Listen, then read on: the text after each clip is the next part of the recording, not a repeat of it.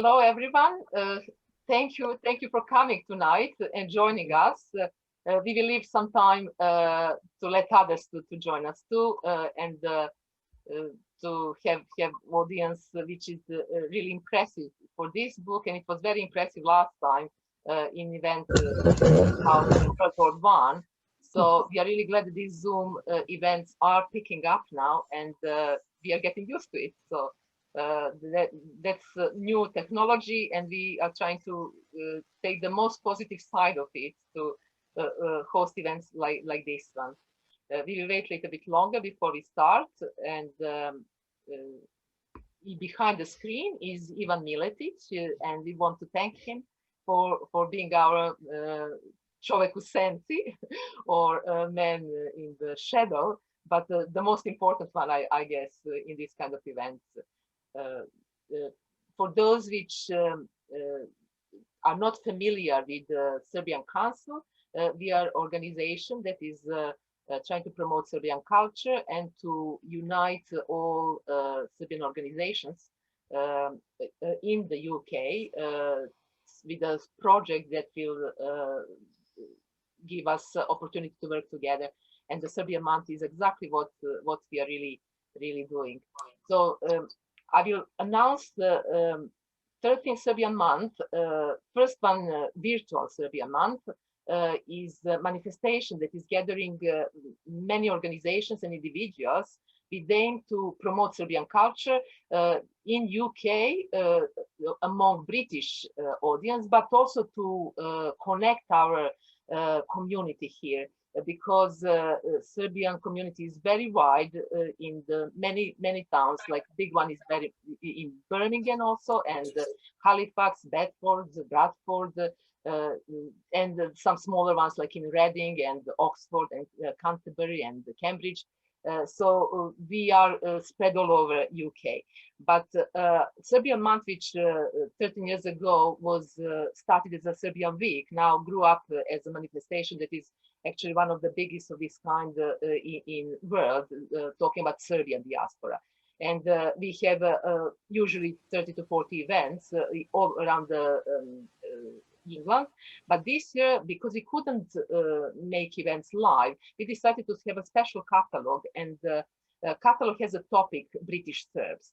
So we have presented all these cities and communities with a short history and the way how community developed. And we are very proud that some young people took part, and they provided their articles telling us a little bit more about how they are feeling to grow up as Serbs, but in the British society. So if you are interested for catalog, please do go to the Serbian Council of Great Britain website, and you can have a better picture about our community here. Now, tonight, we are having special guest, Ivana Bajic-Hajdukovic. Ivana, thank you very much for joining us today for this event.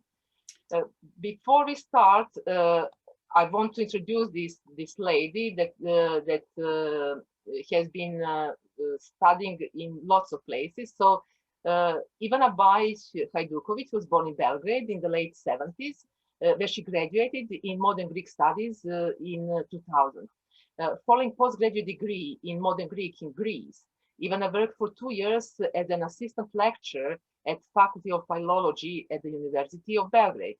In 2003, Ivana won a Chirnik Scholarship for Masters in Southeastern European Studies at the School of Slavonic and East European Studies in London. The following year, Ivana started a PhD in social anthropology at University College London and graduated 4 years later in 2008 with the thesis Belgrade Mothers and Their Migrant Children. During 2009 and 10, Ivana was a postdoctoral fellow at the European University Institute in Florence. And in the past 7 years, Ivana worked as adjunct professor at Syracuse University in London. Also, Ivana is a mom to twins, Alexander and Luke, and currently she's working on a new book. The book that we particularly want to concentrate today is called Can You Run Away from Sorrow? So this title is actually a verse from the poem by Branko Ćopić. So I would really start with the poem, and then we will continue with the talk afterwards. And we have a translation of the poem in English. So if you are English-speaking guest, you will be able to read yourself. But I would read it in Serbian because it makes a bit more sense for us. Branko Ćopić, odgovor zemljaku. I drug mi priđe, odavno znam Mio. I prijeko peli kao kamen pao. Ti nas Bog me već zaboravio i ti iz Bosne pobjegao. O, moj šefkete, dobričino stara, kada ti tako, šta će drugi reći? Pa zar i tebe srce oko vara i zar se može od tuge pobjeći? Bosna i danas vodi moju ruku, a to o bjekstvu nemoj više reći. I kad se ode, stare rane vuku i zar se može od tuge pobjeći? Ivana, back to you. Your title comes from this book. Okay, wonderful. Thank you, Maya, first of all, for this wonderful introduction. And thank you for inviting me to be a part of this manifestation of the Month of Serbian Culture in the United Kingdom. It is a great pleasure to join everyone here tonight and to see so many of our friends and even recognize some of family members from across the world joining us tonight. So it is an absolute joy to be here tonight. Thank you for highlighting the title of the book, Can You Run Away from Sorrow? Is not something that I necessarily came up with, as much as it was a title that was actually given to me by one of the wonderful ladies with whom I did an interview back in 2006 in Belgrade. The book, as the title or the subtitle suggests, is about relationships between migrants who left Serbia in the 1990s as the consequence of the collapse of Yugoslavia, of economic crisis, the fall of socialism, everything happening at the same time. And their families remained in Belgrade. My initial idea was to try to match migrants in London with their families in Belgrade and to work with, as I say, families, so including mothers and fathers. However, due to substantial age difference and average lifespan between men and women in the early 2000s, where women greatly outlived men around that time, quite a few of the women with whom I worked were either widows or they were divorced. So I ended up working mainly with mothers. And one of the mothers with whom I worked was originally from Banja Luka, from Bosnia-Herzegovina. And during an interview, she asked to read a section from a poem by her compatriot Branko Ćopić. And this is the poem from which you so beautifully read those three stanzas. The poem is titled Odgovor zemljaku and originally has 11 stanzas. So what we've heard tonight is a very short extract from the poem, but it is really a beautiful almost motive, like a pattern that resonates from one generation in the Balkans onto the next generation. Because in the past 120 years, there were many, unfortunately, events that propelled people onto the road to migration. And it almost seems that in every generation, there is some kind of departure and family members and friends leaving, either because of the war or because of some other greater events. And that sentiment of leaving and abandoning almost one's homeland and everyone that one loved in that homeland is a reoccurring motive and pattern that has been so beautifully recording in this poem, and that became the title of the book. So thank you so much for that introduction.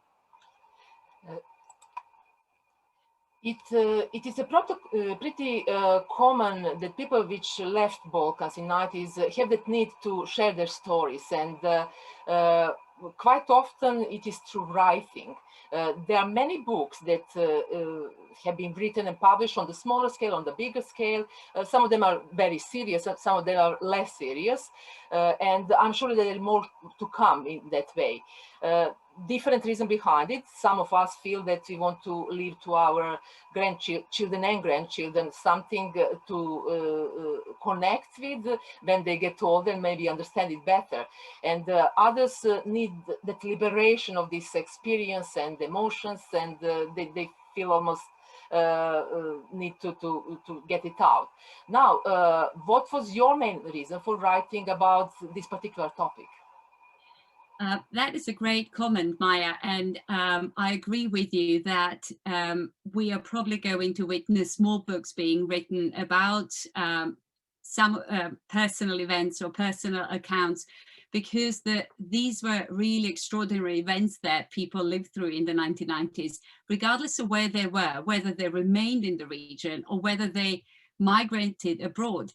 Everyone experienced huge transformations. And in that sense, I believe that we will see more literature and probably more social science studies as well coming out in the next few years to document those huge changes and transformations that people experienced. My reasons were twofold. So one of the reasons was quite personal.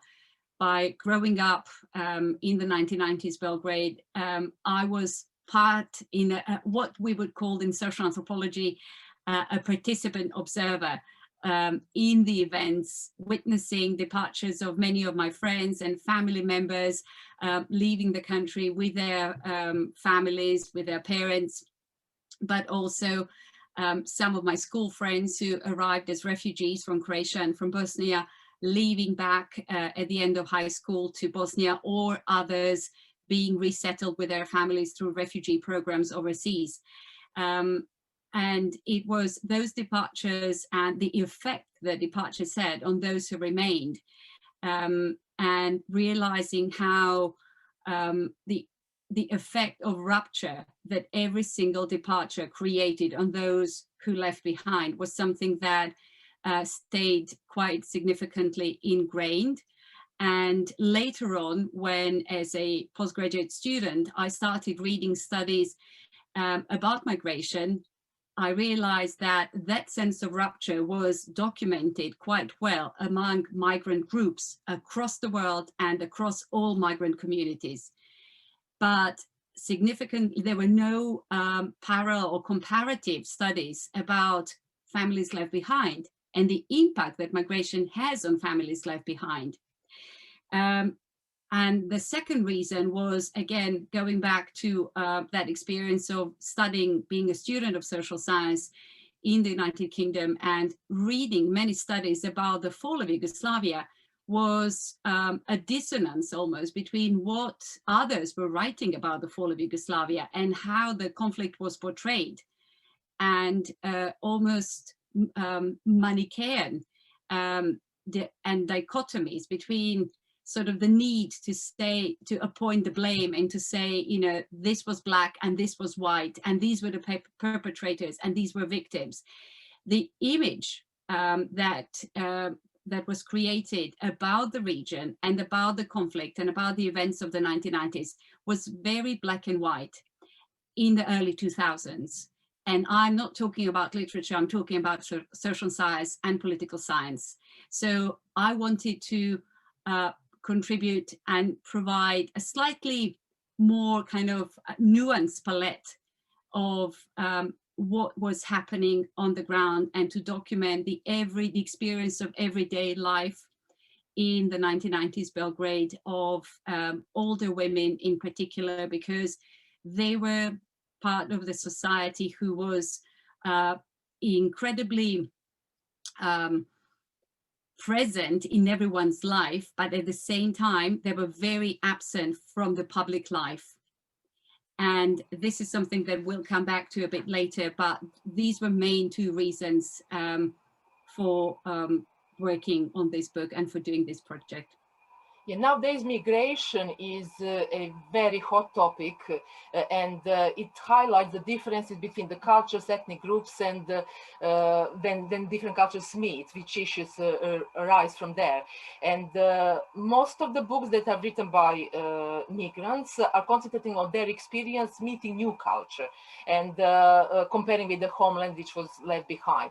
But your book goes other direction, in the opposite direction, really. Yes, as you so rightly said, there are a number of books written about migrants and by migrants, documenting their experiences, and with a good reason. But again, going back to social science, which is where my training is and where I'm coming from with this book,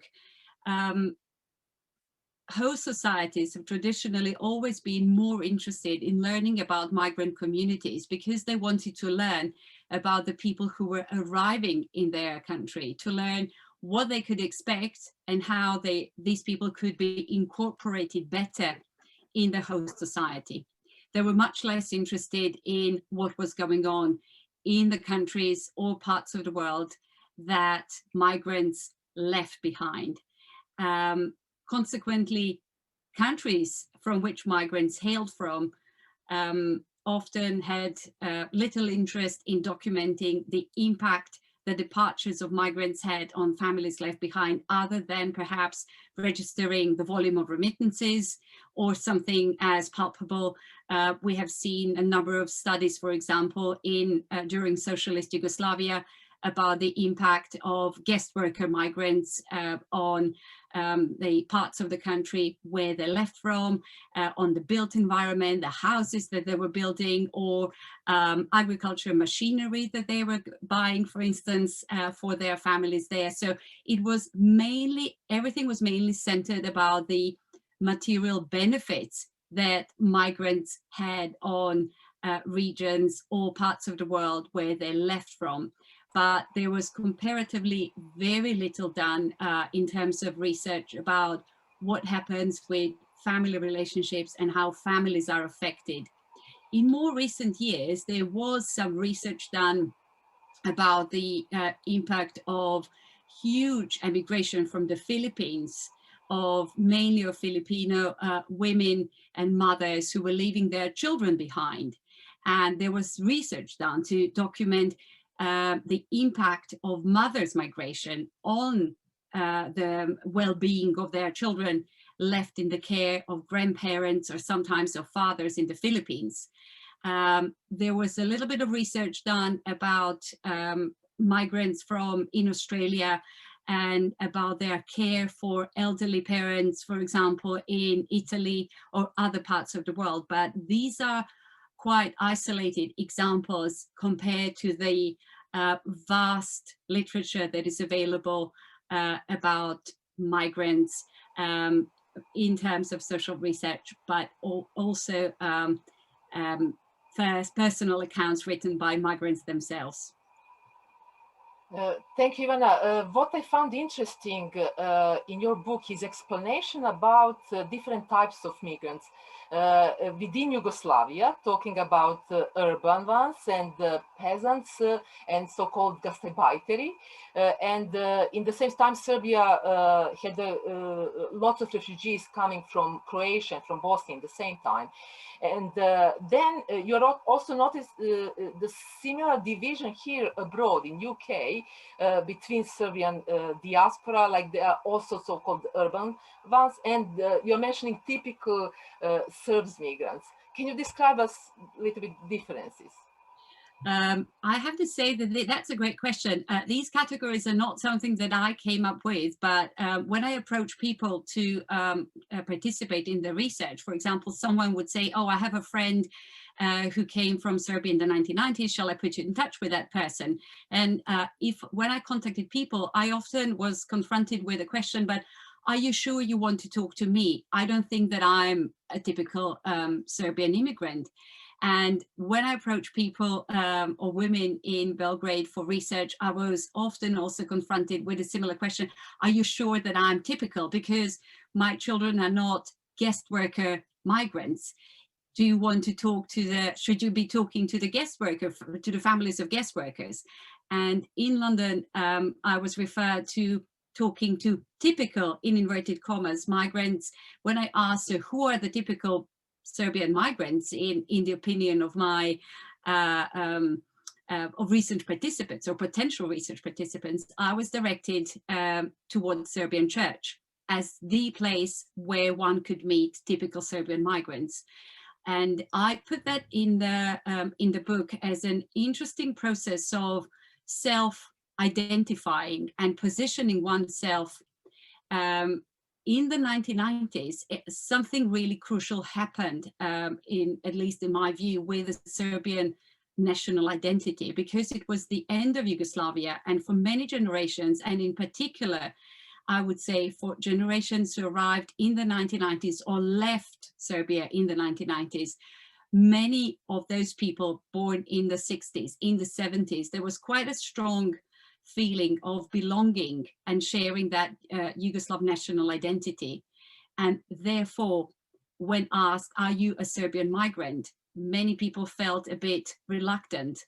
Do I belong to that category, or do I not belong to the category of Serbian migrant? Especially those who arrived to London, where there was a significant presence of an earlier wave of migrants who were here, who have been here since the end of the Second World War, maybe even from the time of the Second World War, and who had quite a strong sense of belonging to the Serbian community. The arrival of the 1990s migrants, who were either self-identified as Yugoslav migrants or people who belonged to that sort of to Yugoslavia, that created a bit of distancing and a bit of reluctance about declaring, yes, I'm the person you want to talk to. I never set those boundaries, saying or excluding anyone. It was very open, and I just asked for whoever came from that part of the world to this part of the world in the 1990s. And then I let the people explain to me whether they, how they felt and how they positioned themselves. So that was very interesting, because we have to remember that the 1990s were we talk about the end of Yugoslavia, but if you think about that, what happened was that the title of Yugoslavia carried on throughout the last decade of the 1990s in the Federal Republic of Yugoslavia, which was the Federation of Serbia and Montenegro, which carried on throughout the whole decade. So that Yugoslav identity was crumbling for some people quite slowly. There wasn't a single moment where someone announced on television saying, this is the end, from now on, everyone becomes only Serbian, only Montenegrin, only Bosnian. It was very ambiguous. And in particular for young people who arrived, for example, from mixed marriages to London, it wasn't so straightforward or so easy for them to automatically slot into that new identity as a Serbian migrant.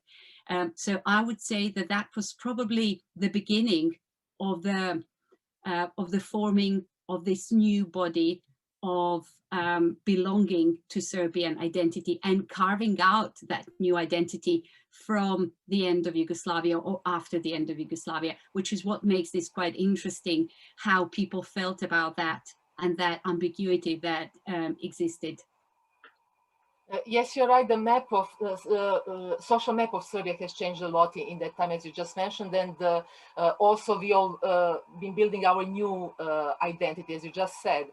And this Serbian month, we have a catalog which is specifically dedicated to British Serbs, and we try to show all generations from after Second World War, first wave of emigrants, and then 60s and 70s, and then nowadays later one in the 90s and after that. But what I found very interesting in your book is the fact that there were no official statistics about immigration in Serbia available at all. And until 2002, the government was still counting the migrants as permanent residents in Serbia, actually. So now, since then, things have changed, and the word diaspora and our existence has been acknowledged much more. But still, we are pretty unhappy, and we expect much more from our homeland, and we hope that they will respect us much more in the future, and we are fighting for that, really. This is such a great question, Maya. Thank you for this, because it is interesting to follow how the messaging and response from various Serbian governments in the past 20 years have been changing towards diaspora. For example, from the fact that all young men who escaped from Serbia in the 1990s because of the military service could not return to the country until 2006 without a possibility of being prosecuted. In 2006 only, the government passed the amnesty law, freeing some 10,000 people from charges brought against them for escaping military service in the 1990s.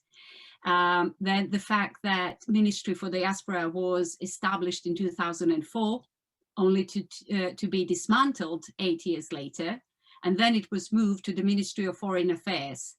If you think about the location of the office for the Ministry of Diaspora, that it is situated within the Ministry of Foreign Affairs, that sends quite a strong message to diaspora, that diaspora, including Serbs in the region of former Yugoslavia, is seen by the motherland almost as a foreign, as a group of foreign bodies. And that sends quite a negative message to diaspora, that almost saying you're not seen as integral, organic tissue of this country, but you are a bit foreign to us. And there is also a question of political participation of diaspora in the political life in the country, how easy it is to register to vote, for example, in the elections through consular bodies across the world, through embassies, Serbian embassies, how easy it is to recognize, to have one's degree recognized from abroad upon return to Serbia. There has been a lot of discussion going on about the return of some of the brain drain diaspora of the 1990s. But if that goodwill on paper is not followed up in very concrete steps and saying we are making the process easier for foreign degrees to be recognized in Serbia upon return, or to make the process of registering to vote or to participate in the political life of the country, then the relationships between motherland and a vast diaspora, if you think about the sheer number of people who live outside the borders of Serbia, we are close to 40% of the people who live outside of the borders. There is a huge potential in diaspora. And just the sheer fact that that brain drain diaspora will have by now been 30 years abroad, meaning that they're probably holding some senior positions, have significant social networks and significant impact in the countries and in their careers. What they could bring back to Serbia is extraordinary, but there needs to be a steady and unambiguous message and goodwill expressed in very concrete measures on behalf of the government. But that is constantly changing. So it almost feels like there is a little dance going there between the motherland and diaspora. It's almost like 2 steps to the left and 1 to the right. And so it's not going in the steady direction almost. Yeah, you are right, because lots of organizations are trying exactly what you mentioned. City Club, for example, was really fighting for notification of diplomas, which they kind of won the battle, so that was a step forward. But then with the voting, we are always going step backwards. It's something that we have to really work on. I will now go with more details on your book, and I would like to tell everybody that you are really welcome to ask any questions. At the end, we will have questions and answers, so please use our chat room on the side, so you have at the bottom, so that you can ask any questions if something comes to your mind, and we will definitely look at them at the end.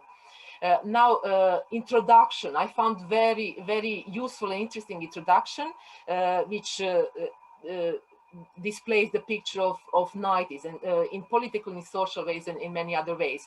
Of course, many of us can relate to that, and because we remember that time. Some of us maybe forgot about it, and I found one extract which I really like to read. It's about the networking, and it's very true. So I will ask Ivan just to give us a slide, and then we can talk about it a little bit further. So Ivana says, personal network filled the vacuum created by the collapse of socialism and the slow and reluctant emergence of new post-socialist states institutions. The wider and stronger one's social network was, the more capital one possessed. It may not have been possible or necessary to bank on that capital immediately, but by keeping a relationship active, one was able to hold on to a bond whose values would not change with time.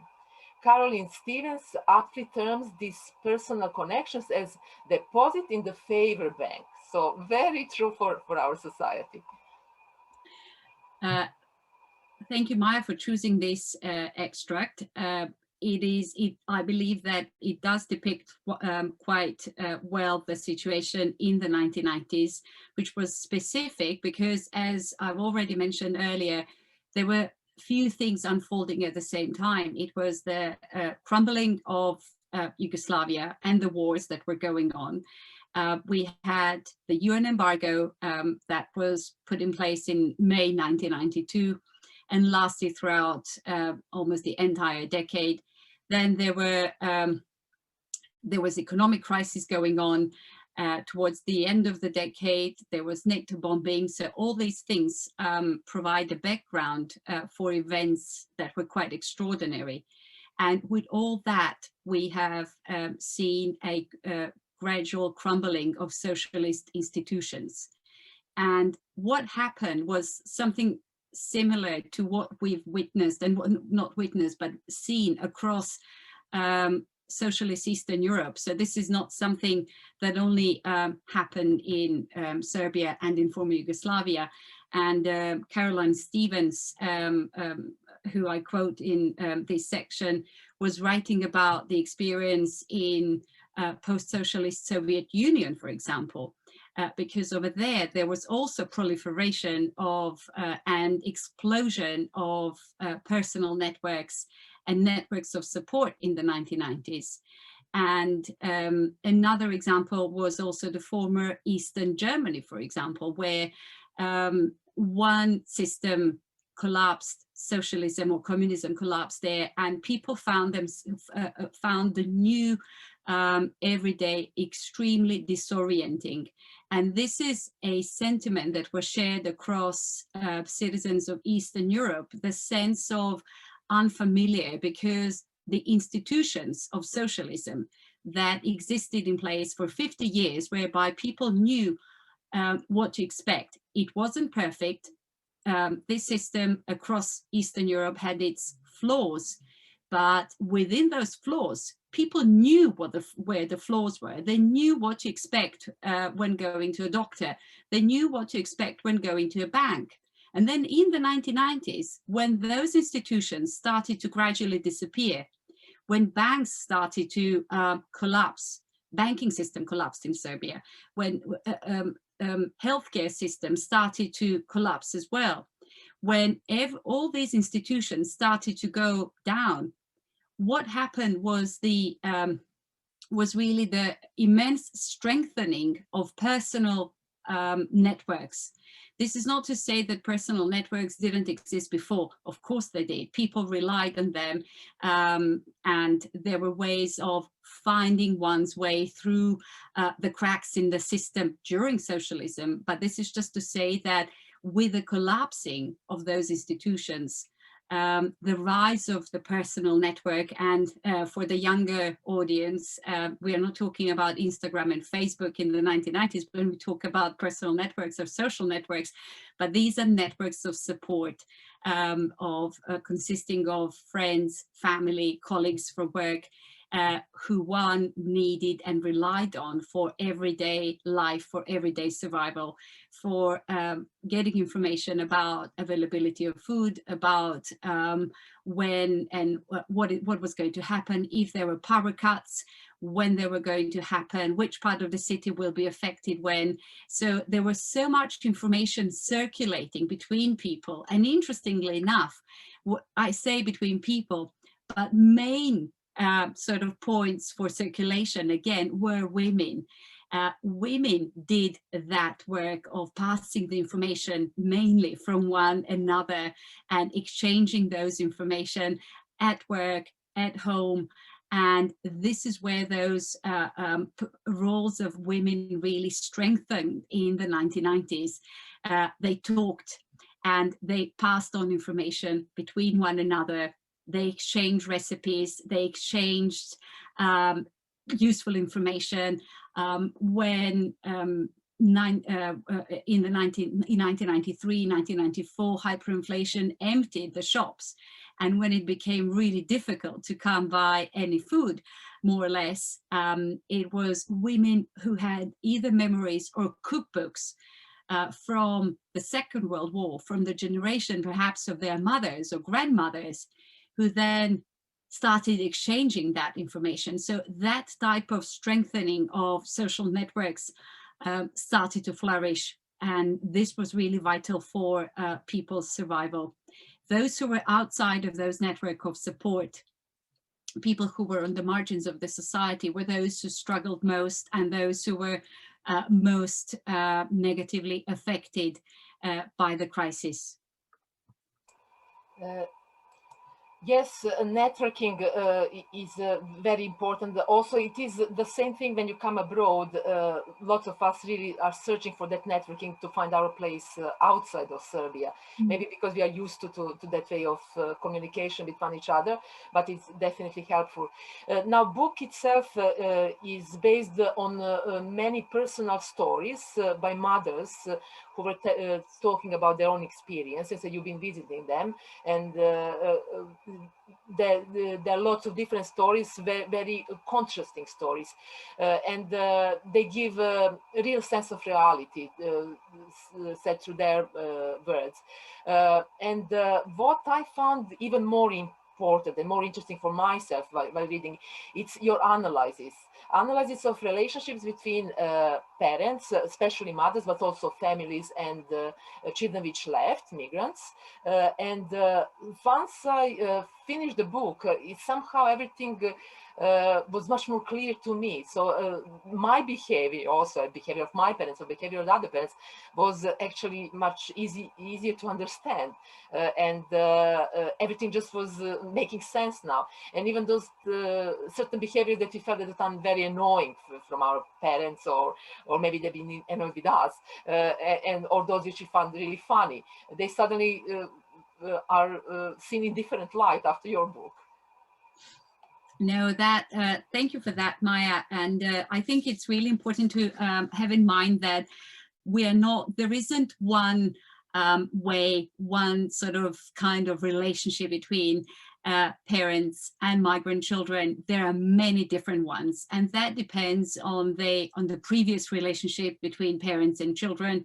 Some had a very close relationship, and that in many cases carried on. Some did not have such a close relationship, and that carried on as well, but in the opposite direction.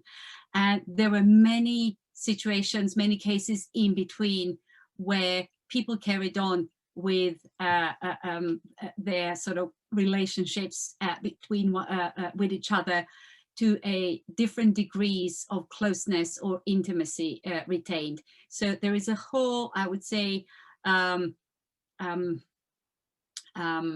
section of array of relationships present, to what extent some people were close or a bit less close to one another. But when I started this research, I thought that if I studied communication between people, that was mainly going to be all about phone calls, or perhaps in early 2000s about writing emails, or maybe about Skype or letters as well. What I didn't foresee was to what extent food was going to be important for, in particular for mothers left behind. Not only food that they were able to cook or maybe send through a relative, or sometimes directly send, depending on where children were in the world. Sending food to Australia was one thing, a completely different thing to sending food, for example, to someone who was in Italy or in Vienna, for example. So there were limitations to what one could really send abroad, but also sending recipes and replicating those recipes and reminding the next generation of those recipes passed down from one's mother or grandmother through those female lines, ancestral lines. So food was incredibly important, and we all came across from personal experience these situations where we do not understand why we are asked to take on another parcel of food, as if there is no food abroad. Of course there is food abroad, but there was more to that, because, and this is a professor of food studies now talking, I used to always say to my students of food studies at Syracuse University in London that food is not feed, that they had to understand that food is much more than just the calories that we put in our bodies. It is not only nourishment for the body, it is nourishment for our soul. It really is about setting the boundaries, and it is about the principle of inclusion as much as principle of exclusion. What we put in our bodies defines who we want to be and to which group we belong to. So by eating the food that a mother sends from home, it sends a very strong message that you still belong to that group.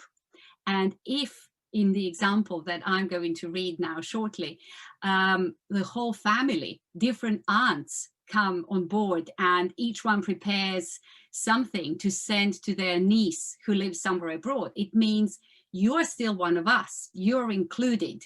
So those who are accepting food gifts and those who are eating that food, through the act of incorporating that food and accepting it voluntarily, they're almost saying, yes, I still belong to your group. I still belong to that family. I still belong to that. I remember where I'm coming from, not only in terms of the land.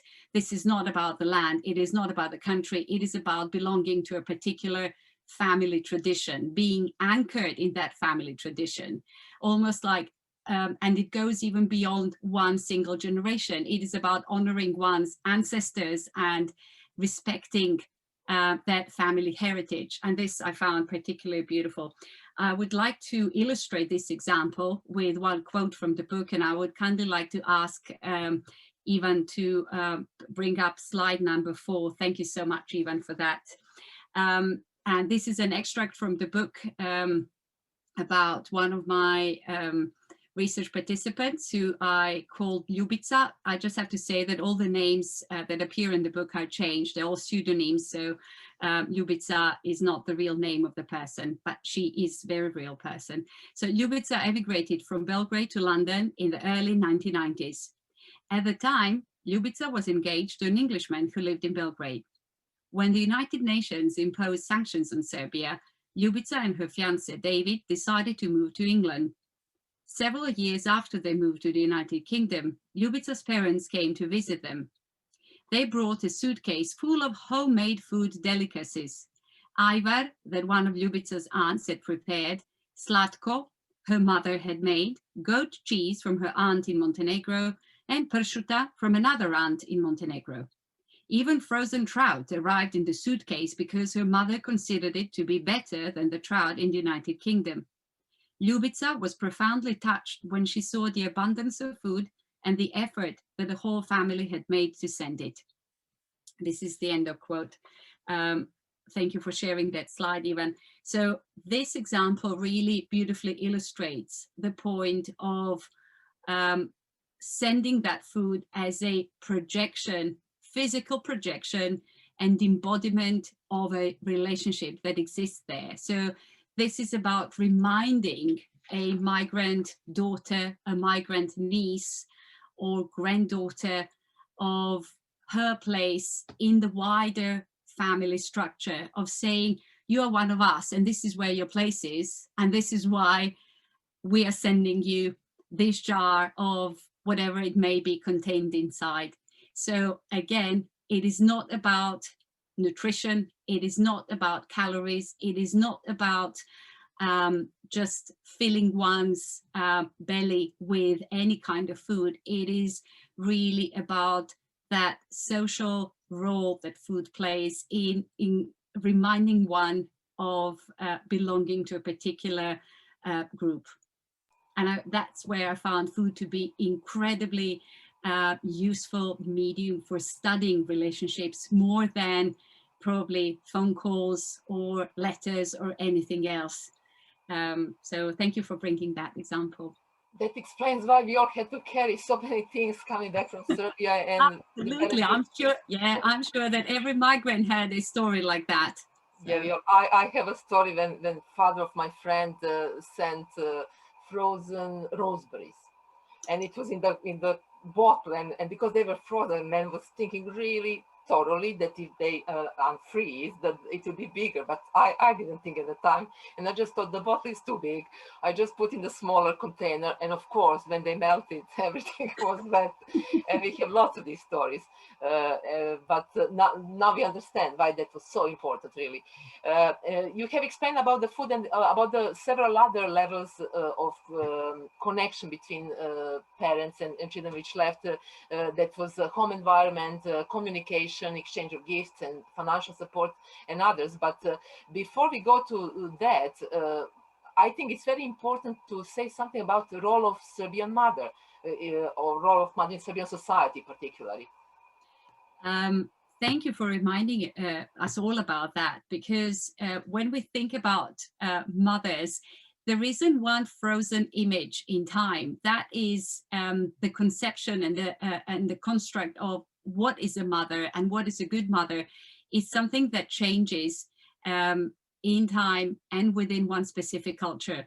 The particular generation of women that I worked with, most of them were born in, some of them were born in like late 1920s. A lot of them were born in 1930s or 1940s. So I'm giving this just to sort of situate, to know with which generation I worked with in Serbia. Most of these women at the time of my research were retired, and most of them had some kind of career. So some of them were professional. They worked as white-collar workers, others worked as blue-collar workers, a few were maybe housewives in more traditional sense.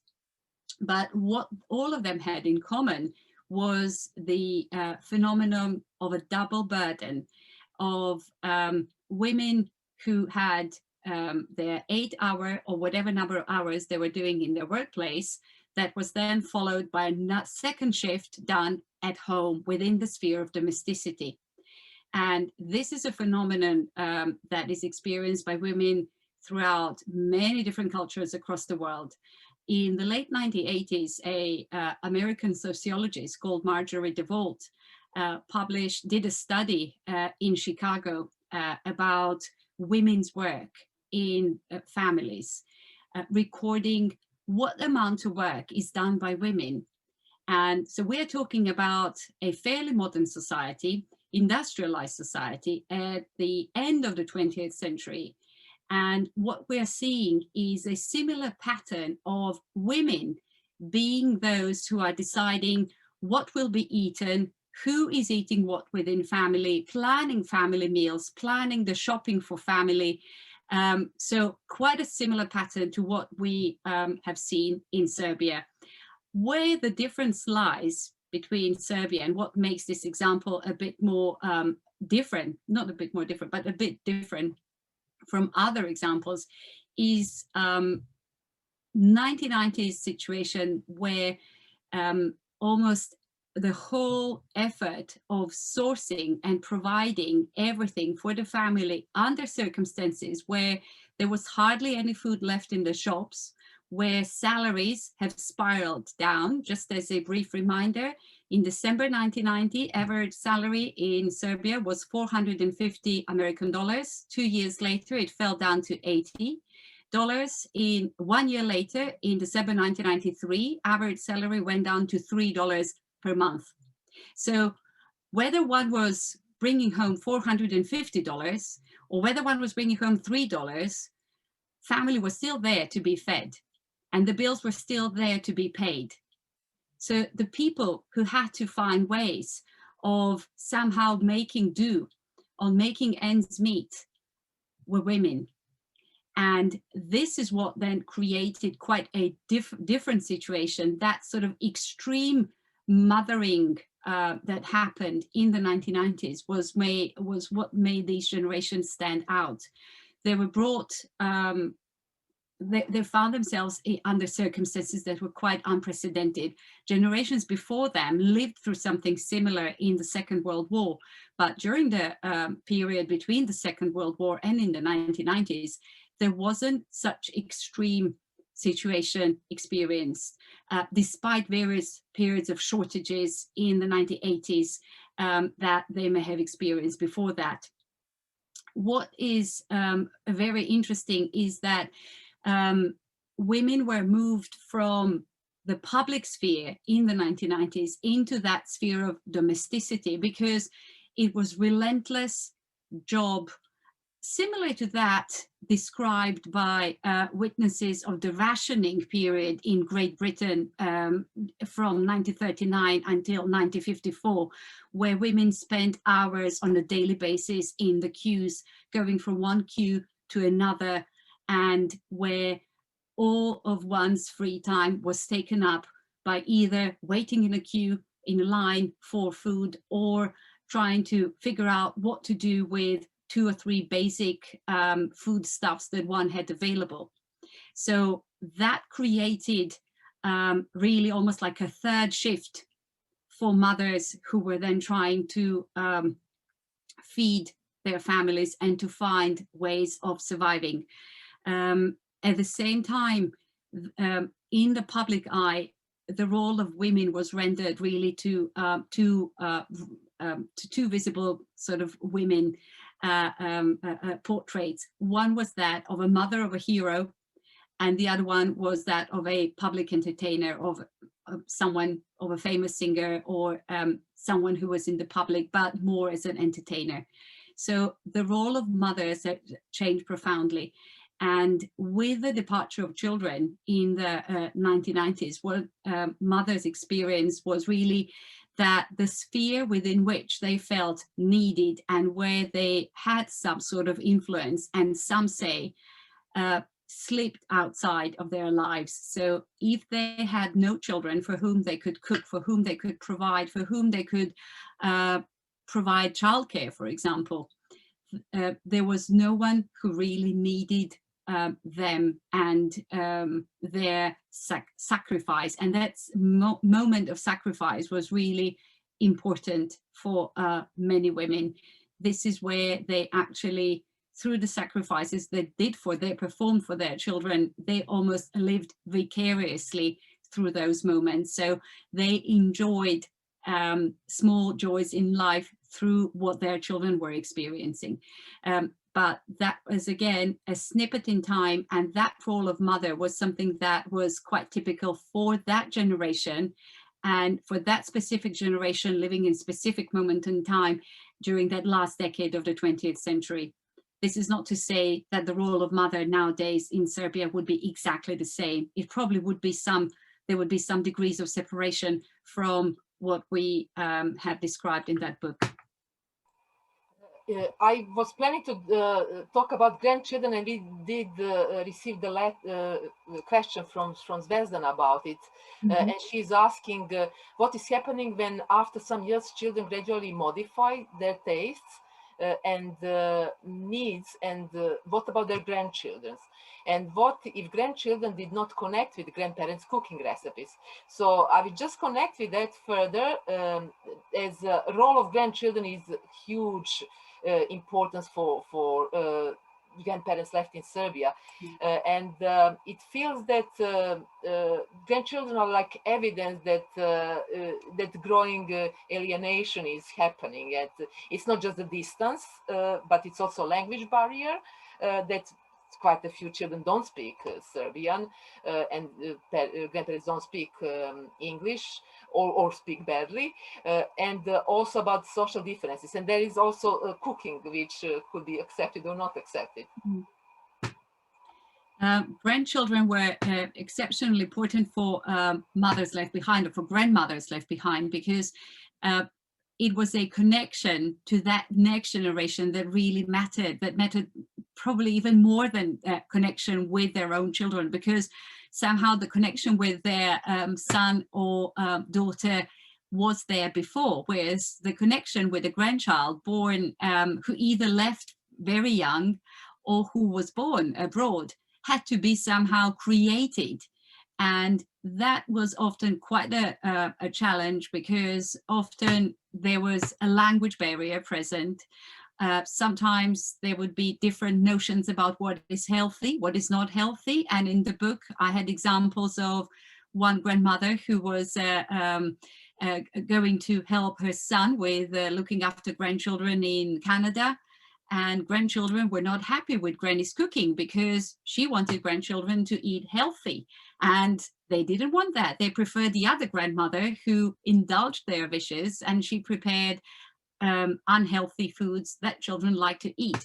So there were all kinds of, it really depended on what people were ready to, how much they wished to sacrifice their notion of what was healthy to create that bond with grandchildren, and to try to somehow pass to that next generation some sort of connection through food, through language, through culture, perhaps by taking them on holidays, or looking after grandchildren during summer holidays. That was another quite common occurrence, that many migrant children like to bring their own children to stay with grandparents during summer months, because it was for them a way of sorting out childcare, but also an opportunity for their children to build that, to bond with grandparents, and for grandparents also to establish that relationship.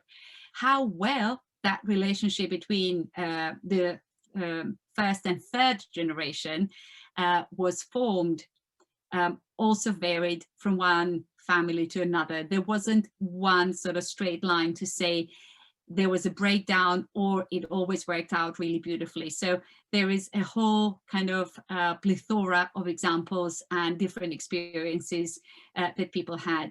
But hopefully there will be sufficient grandchildren or third generation that has some kind of connection and memories to sort of be able to carry on and to sort of have that connection with the land of their ancestors, and to sort of be fond of going there, and to have nice memories about being spoiled by grandparents. There is a part in your book which explains absolutely to the point that the relationship, which is such a complex one. And I would ask Ivan to put us next slide. It's about cooking. So cooked food in the context of migration becomes a battlefield where several armies clash with each other. Family tradition, mother-daughter relationship, partner relationship, one's place of origin, and relationship with as adopted foreign culture. So in your book, you had lots of examples about these relationships which do influence really very much a relationship with the mother, which is left behind. Yes, this is something that was not so straightforward in all relationships, that the second generation of migrant, in particular migrant daughters, did not necessarily always want to take on board all the family recipes, because some of them said that what they were brought up with in terms of food often contained too much fat, too much saturated fats, or it was too much sugar, for example, if they were talking about cakes and puddings. So it wasn't so easy sometimes, and also it depended on whether one was married or whether one was single, where the partner was from, how open was the partner to recipes from effectively mother-in-law, and for eating home-cooked food that came from with recipes based on recipes that originated in Serbia. Many men were open to that. Some preferred something that belonged to their own culture and that reminded them of their own culture. So it really depended on one's personal circumstances. It also depended on how much one wanted to leave that background and that sort of personal background, because again, going back to what I said earlier about food as providing inclusion or exclusion, if one wanted, for whatever reason, I'm not now going into those reasons, to leave behind that past of one's background and to just move on and embrace that cosmopolitan identity, it was very easy to do something like that in a city like London or New York or Toronto or anywhere. There are a number of different cuisines, and it was quite convenient and easy for many of young women that I met in London to just not completely abandon, but to stop cooking and replicating meals that they grew up with, and just to embrace whatever new cuisines they discovered in the new place. So it was not quite straightforward. Some people carried on with family recipes, others not so much. That is also connected with the sense of time, because it seems that mothers were trying almost to stop the time. Actually, they stopped the time when children left and trying to keep things in the past, how they were before, and keep that line going on. While children, they are turning to the future, and it's gradually the past is losing the battle in that case. So that is also with the cooking and other things. Exactly. That was present in the examples of cooking, in the examples of homes. There was a case described in the book, and it wasn't a single case, but there were a few of them, but one was chosen specifically for the book, of entering one's room, a bedroom in the flat, and finding the posters from the 1980s to find out that the room belonged to migrant child who left the country in the 1990s, but the room was preserved as it was kept by that migrant child in the 1980s. And in a way, it was like stepping back in the time, because the mother really wanted almost to preserve the presence of that absent child in the room. And that was incredibly poignant to come across rooms like that. And again, it wasn't an isolated case, it happened over again. And that was often, I found, a way of coping for mothers to somehow come to terms with absence and recreating, almost furnishing that absence with somehow reminder of their children, who they were. But that sort of moment of being frozen in time was quite often present. And I did come across homes where one would see photos of grandchildren when they were very young, for example, when they lived together with grandparents in Belgrade.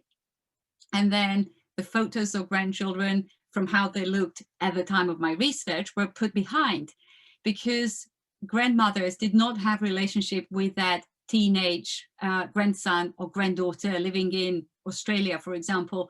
They had a relationship with a toddler, a cute little one in the photo, and they wanted to remember that relationship, and they kept that photo in the front to look at it and to remind themselves of that child. So time had completely different meaning for mothers as opposed to their migrant children abroad.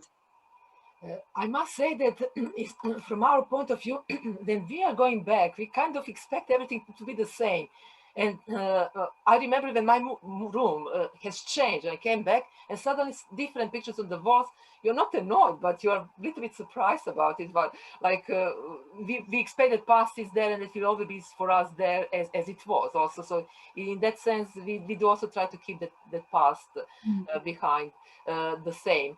Now, if I move to communication, because that's one of the very important parts of keeping in touch, we are talking about time when letters were the most important. We didn't have emails at the time, or just started and wasn't really used much.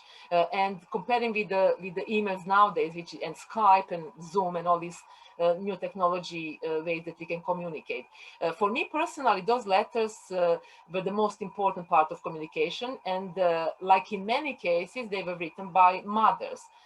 And fathers usually would just dropping few lines over the shoulder, and it was really funny and quite true that the mother was changing the father's words to sound less dry and to be more in the style of it. And via letters, much better connection than emails or telephones. That's a great question, because nowadays hardly anyone writes letter to anyone. It is all done electronically, and we believe it is much better because it is faster. But the question is it really better? It is certainly faster, but whether it's a better way of conveying one's feelings and the complexity of one's life, that's a big question. Because what I found was that for mothers who relied on writing letters, there was a strong reason on doing so. They wanted, it was a way of conveying one's handwriting. So it was a way of also keeping that migrant son or migrant daughter connected to very personal way of writing, to being able to read cursive, whatever, Cyrillic alphabet, Latin alphabet, whatever they were using to write, handwrite their letters. There was another also layer of intimacy conveyed in the handwriting, whereby as age took over for some of the people, for some of the mothers in particular, a certain tremor would be caught there, or if eyesight started to deteriorate as a consequence of cataract, for example, letters got bigger. So it was almost a subconscious way of letting in on a very intimate but gradual changes to one's body, what was going on in terms of health, without explicitly saying that one has an onset of Parkinson's, for example, or that one has problems with cataract, but that was visible from the changes in the style of writing. It also allowed for more information to be shared. So one of the mothers that I would like to, I will shortly read an extract from her, from the chapter that is solely focused on this lady. She said that she was writing once every fortnight. She would send a letter, and she was writing every single day using very thin tracing paper so that she could squeeze a lot of writing within that paper, folding it in half. And the letter contained 30 pages. Like, they were small pages, but they were quite densely written, and she was writing about everything and anything, about the social life in the building, about politics, about the situation. That was the lady who read a poem by Branko Ćopić. She wrote that poem to her son. So it was really about creating that bridge into the intimate life that one was living on a daily basis. So it was much deeper way of connecting to a child abroad, rather than just sending an email that was quite dry and bereft of all that sort of personal input and that emotion and those layers that were contained in the letter. So I would like to ask Ivan if you could bring slide number 6 for us, please. Thank you so much. This is a section from chapter number 5, about communication. And this is a quote from the lady that I renamed as Gordana in the book. She says, "I also read somewhere that a migrant is happiest in the plane when he travels from one homeland to another. I liked that quote at the time, even though I didn't have the slightest idea that one day it would refer to my children. This is what Borges, a famous writer, wrote somewhere, quote, having found his intimate homeland in migration overseas, he didn't leave the impression that he had fulfilled everything he was dreaming about or that he had let go of everything which bothered him in the homeland," end of quote. You can't say that they're completely satisfied there. She was talking about her 2 sons who were living in the States at the time, or that they are longing for their homeland. It is more a discontent to mend something that is no longer whole. End of quote from Gordana's example. Thank you, Ivan, for sharing this slide. As this example shows, some parents were much deeply tuned into what their children were experiencing abroad, depending on their personal experience. Gordana spent her life as a refugee, first from Bosnia during the Second World War, living in Serbia as a refugee. Then she married someone who was from Macedonia, nowadays Northern Macedonia, who then took their life, joint life took them to Macedonia, and they lived there for 30 lives. Following the passing of her husband, she moved to Belgrade, but she was a Bosnian Serb who spent most of her life living outside Bosnia. She was born there, but basically since the age of 15, she lived most of her life outside of Banja Luka. And as a migrant herself, she was very empathetic towards her sons and their experience. So it was really interesting. But I also have to say that that relationship there were 2 sons, a very close relationship with one son, but not so with the other one. So, and this is something really interesting that we are going to revisit, I believe. Towards the end of the book, there is also talk about differences in levels of intimacy between parents and children. Yes, I would agree, and many of us will agree that the time in the plane between 2 homes, it seems like only time when we are completely free. And I heard that quite a few times from other migrants, and it's like no one's land there. And each returning to one or other home turns our parameter like 180 degrees on one or other side, and it takes a bit time to find emotional balance again after that. But of course, we do want to go to see our parents, but there are some which don't want to go back, although they cause big sorrow to their parents. But why some people don't want to go back at all? This is a really good question. I did come across few situations where mothers did not see their children for many years. In some cases, I was aware that military draft was an obstacle. But having said that, as I mentioned earlier, the amnesty law was passed in 2006. So in theory, that obstacle was removed years ago. But some people still find difficult to go back and return. That doesn't mean always, and I have to emphasize that the emotions between migrant sons or daughters have changed in relationship to their mothers. There is something bigger stopping them. What the exact reason for each individual was or still is for some of them, I cannot go into one's personal reasons, but it is not so easy. That is all that I can say. For some people, it may have been a fear of what they were going to find upon return, what kind of country, what has happened, how it has changed, and whether they will be able to recognize something.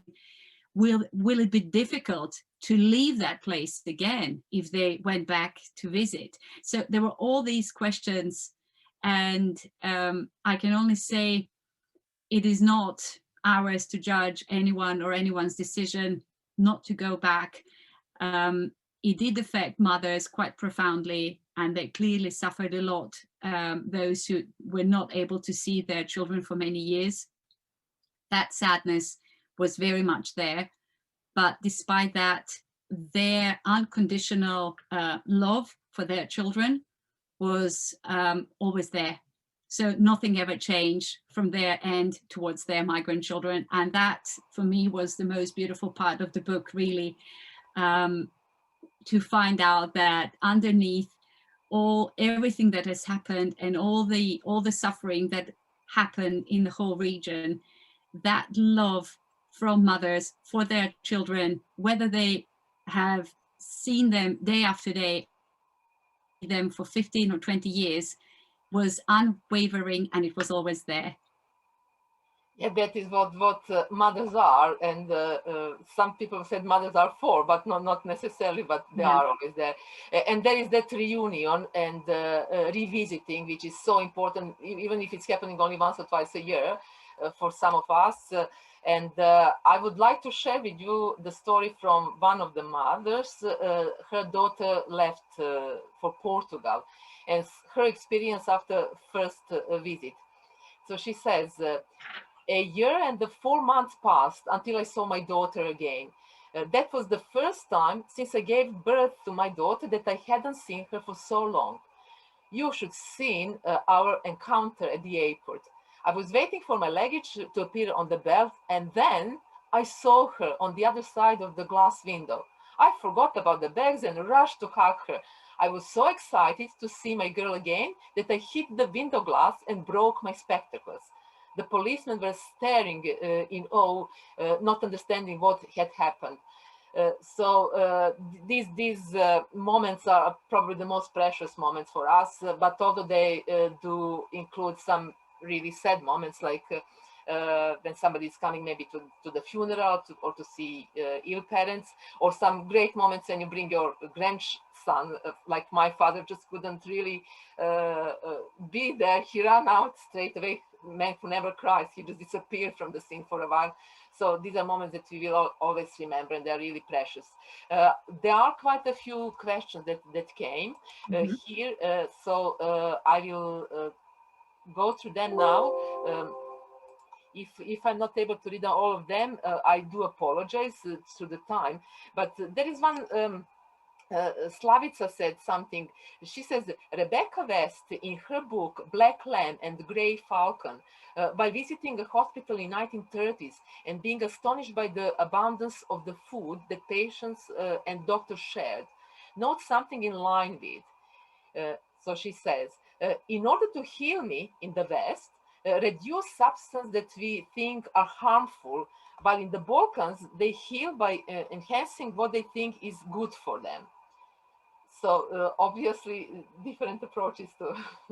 Yes, certainly there are cultural differences and different expectations as to what is healing and how people, what is the food that helps heal the various ailments and what is nourishing. So that there are quite a lot cultural differences, and that plays a big role when one migrates from one place to another, where there are different cultural views on what is healthy, what is nourishing, that all these, as you so beautifully read that passage about sort of different armies clashing, these are different cultures clashing with one another. One saying that, you can cure all sorts of ailments with rakia, and the other one, where if you wanted to put, I don't know, to wrap your sons or daughters, feverish feet, with cloths soaked in rakia, one's, you would be sort of questioned about what you're doing, why are you putting alcohol, like on a poor child. So that may be, one of the sort of issues and sources of tension for in some of the families, different cultural views on what is good, what is acceptable, and what isn't. That is exactly connected with the next question, talking about a child.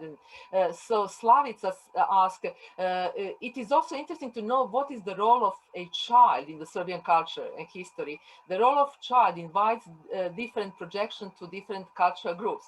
And this is when we have lots of clashes if you're married to Englishmen, for example, and the way how we see the child should be raised. Lots of differences there. Absolutely. And again, that is enhanced when there is a third generation involved. If you have grandparents who are staying with migrant daughter or migrant son who are coming to sort of be another set of helping hands, that their views on how to raise children and, you know, how children should be treated could often be quite different, not to say even clashing views with those coming from a partner who may be of different origins, sort of not coming from the same culture. So there is a view on raising a child and how to raise a child and how to treat a child are very much embedded in our culture. And again, that is often a source of many conflicts. So when the question says, what is the role of the child in Serbia? Can you just compare a little bit how we see what child is for us in Serbia and here in West? And obviously nobody is fully right in other ways, but just what would be the difference? I would say, well, first of all, even in Serbia, the role of child has changed a lot in the period until before socialist period and after socialist period. In all kind of pre-industrial societies, children were seen as labor force, as sort of being able to contribute to family by bringing another pair of hands that could work. With the process of industrialization in former Yugoslavia and across the whole world, the role of child has changed significantly. Sort of children were pulled out of workforce and placed in compulsory education. And there is that sort of process of seeing child as not bringing benefit, material benefit to the family, but more about the sort of being cherished for what he or she is, sort of being placed on a pedestal as the object of unconditional love. And this is that is the role of a child and the image of how a child should be raised and treated as by the mothers that I worked with in early 2000s in Serbia. So for them, their children were there to be supported, to be helped, to be sacrificed for, and not to expect help coming from the children. Whereas in different cultures, there could be different concepts and different views on and expectations from children. In other cultures, it is completely acceptable to expect from children that sort of familiar help, that sort of financial support, material support flowing from children towards parents. Whereas for mothers that I work with, so for generations born before the Second World War, the expectations was that they were supposed to sacrifice themselves for their children. It's almost like creating the sacred, in inverted commas, the sacred child that is there to be loved and supported in every possible way. Thank you, Ivana, for this explanation. I will move now to the other question, which touches the diaspora problem and how we see one each other. It's from Mil Vukovic. The term left behind might be seen as diaspora-centric and negative by those living in Serbia. And in return, Serbia residents would call diaspora as those who left the country. Is that emotional language part of the barrier to diaspora's integration in the contemporary Serbia? That's a fantastic question. Now, the term left behind is more used with in technical terms to sort of define the families who remained in Serbia, because quite often in migration studies in particular, it is quite common for generation of parents who have migrant children to move following the migration of their children and to support their migrant children abroad. They would move in and support them with, especially with childcare and with looking after the family. Mothers would carry on cooking and being there for their children and grandchildren. So there was a technical need to separate and distinguish that we were not talking, that the book wasn't really about families who were able to join their migrant children in diaspora, but families who remained in Serbia. So they did not emigrate or become permanent sort of residents abroad in the places where their children lived. Whether that creates a barrier, well, I would say that this is something that is coming from the way that people verbalize their belonging, and how everyone expresses their sentiments about leaving, about departure. And it is really interesting that most people who had children abroad in Serbia refer to their children. They never said that my son or daughter emigrated or migrated, but they use the term departed. So in Serbian, that would be otišao or otići. So it means that they wanted to refer that they left. When you say that someone departs, that implies the possibility of return. When you say that someone emigrated, the possibility of return is not so present. So this is not how the anyone on the governmental level or official level, kind of top level, framed that relationship, but it was how people themselves framed that relationship. And for mothers, what mattered really was that possibility for return, hoping that perhaps one day their children will come back with their grandchildren and they will carry on with their lives, possibly somewhere close to them. Yeah, we have one question also saying, what are your observations as to how parent-child relationships changed when parents of migrant children moved to join their children outside Serbia? Well, in the group of people with whom I worked, this wasn't the case. There was one case only where a mother managed to sort out her permanent visa for Canada, and she was able to stay with her son and his family. But there was a pre-existing difficult relationship between that grandmother and her daughter-in-law, and that conflict in that relationship caused, basically prevented this grandmother from actually moving in and living with her son and with her daughter-in-law. So she then returned back to Serbia, even though she had a permanent visa for Canada. And that was the only case out of 40 cases that I came across. Most mothers with whom I worked in 2005 and 6 were not in position to be able to move in, either because of their age, either because of their health problems, or because of their financial situation. All these reasons contributed to the fact that they were unable to permanently move in and live with their migrant children. So I cannot comment on that question. And last question for today, what about single mothers or mothers still with children in Serbia? Did this affect mothers in smaller towns in the same way as those in Belgrade? I only did research with mothers who were either living in Belgrade or who had some kind of proximity to Belgrade. For example, those who lived in smaller towns close to Belgrade, for some of them worked in Belgrade, or they had another child who was living in Belgrade. Just because I had no means of spending sufficient time around different towns across Serbia. So I was based in Belgrade during that research, and that is where my fieldwork site was. So I cannot comment on the particular circumstances of mothers who were in different towns in Serbia. But having worked with Serbian immigrants in London who came from other towns in Serbia, so not only from Belgrade, but from other parts of Serbia. And some people, I also work with some migrants, Serbian migrants who arrived to London from Croatia or from Bosnia.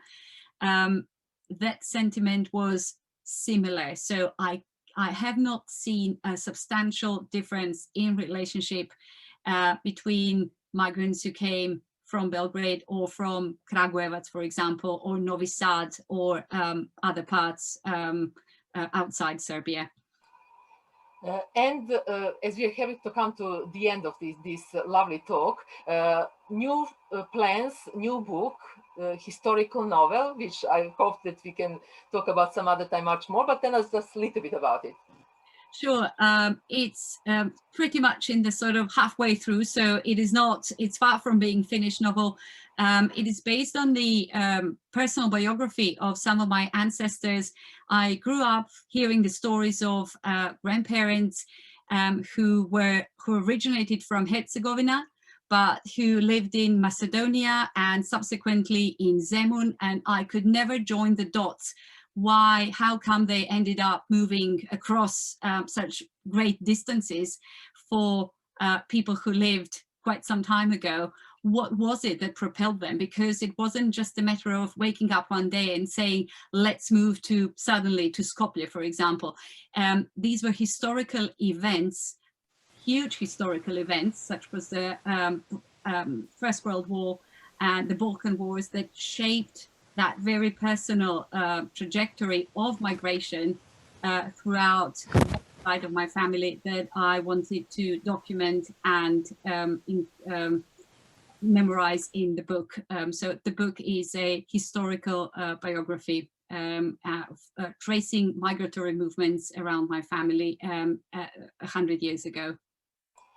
We are looking forward for that one, but one step at a time, as you say, so where we can buy your book.